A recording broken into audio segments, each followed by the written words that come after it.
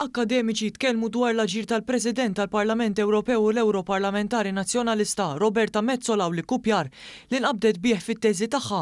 Dan billi dawret l-attenzjoni fuq il-mekkaniżmu korrettiv tas-sessi fil-Parlament lokali. F'kitba fuq il-medja soċjali il-professur Godfrey Pirotta sostna kif Metsola qed tipprova taħbi dak li nqabdet bih. Dan billi ma titkellimx dwar dan minkejja l-fatt li fi stqarrija mill-Università ntqal li Metsola qabdet partijiet minn dokumenti u kkupjathom fuq it-teżi tagħha daqs li kieku kienu tagħha.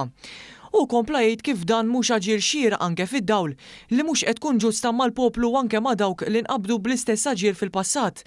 Fuq il-medja soċjali tkellmet ukoll il-prorettur tal-Università l-Professur Carmen Sammut fejn ikkritikat b'mod ċar lil Metsola għax qed tiddiskredita l-miżuri pożittivi li żdiedu n-numru tan-nisa fil-Parlament Malti.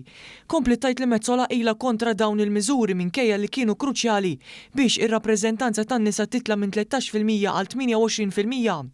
Sammut tennet li f'mument fejn l-Ewropa qed taffaċċja kriżijiet kbar bħal gwerra f'Gaza u fl-Ukrajna huwa sorprendenti li Metsola għażlet titkellem biss dwar affarijiet terzi.